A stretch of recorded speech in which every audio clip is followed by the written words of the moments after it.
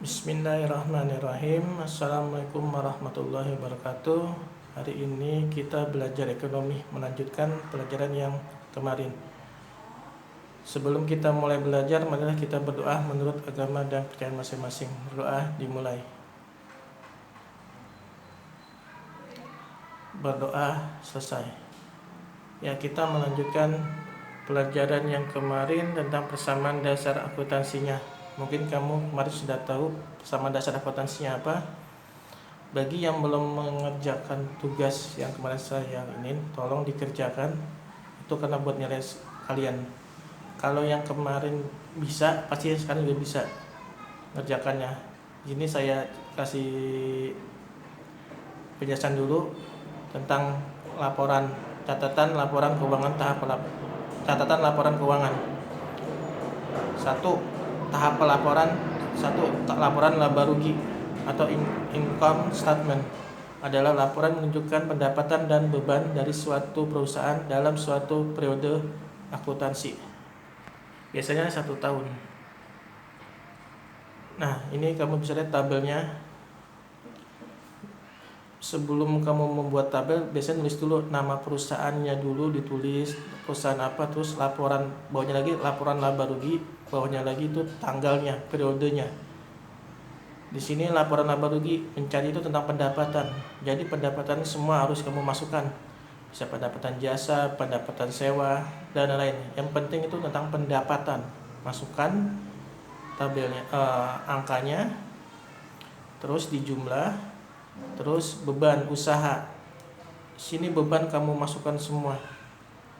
Beban gaji, beban listrik, telepon, administrasi umum, beban lain-lain, perlengkapan, beban penyusunan peralatan, beban penyusutan kendaraan, beban sewa, beban iklan. Setiap dalam satu laporan itu pasti kan ada bebannya. Itu kamu masukkan semua. Bebannya semua kamu jumlah berapa bebannya, terus hasilnya laba usahanya itu pendapatan dikurangi beban, baru ketahuan laba usahanya.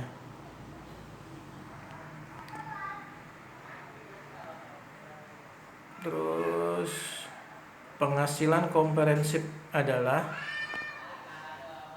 perubahan dalam ekuitas entitas selama satu periode akuntansi sebagai akibat dari transaksi peristiwa serta keadaan lain yang bukan bersumber dari pemilik.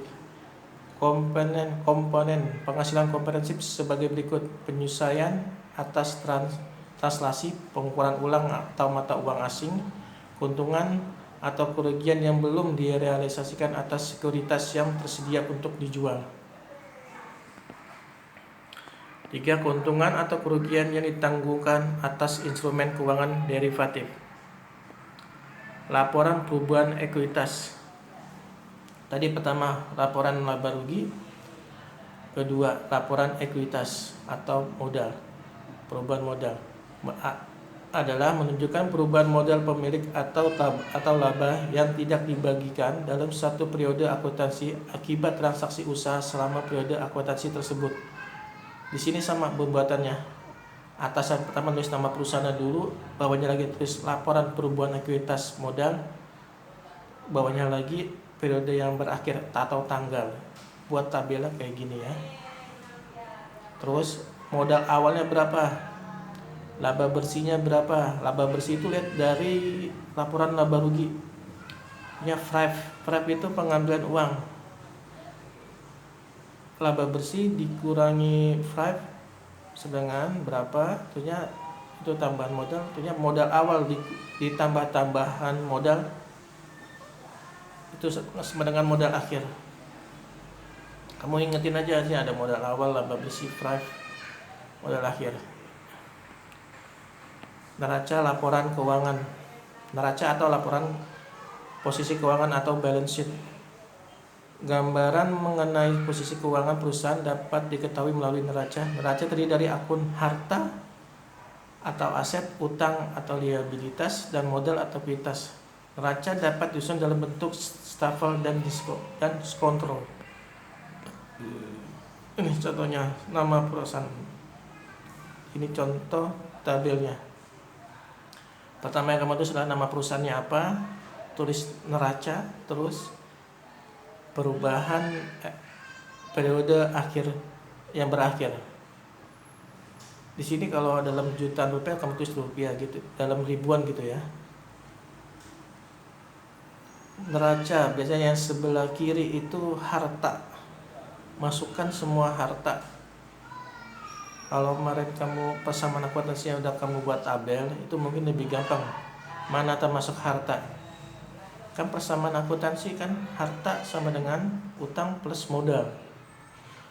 Jadi yang sebelah kirinya itu harta, kamu masukin semua yang ada hartanya semua, masukin, kayak harta lancar, kas. Harta lancar, kas, piutang usaha, perlengkapan, sewa dibayar di muka, iklan dibayar di muka. Terusnya harta tidak lancar, peralatan, akumulasi peralatan. Terusnya kendaraan, akumulasi penyusunan kendaraan. Nah, jumlah harta. Terusnya utang. Utang ada lagi sebelah kanannya utang dan modal. Utangnya apa? Utang jangka pendek, utang usaha, utang gaji, utang jangka panjang, utang bank. Terusnya modal. Kamu jumlahkan sebelah kiri sama sebelah kanan, harta sebelah kiri dan sebelah kanan itu hasilnya balance nggak?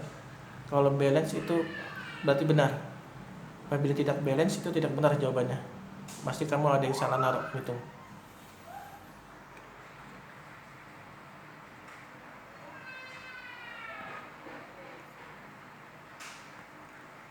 Sekian dari saya. Silakan kamu mencatat ulang, nanti kamu foto. Sekian dari saya. Wassalamualaikum warahmatullahi wabarakatuh.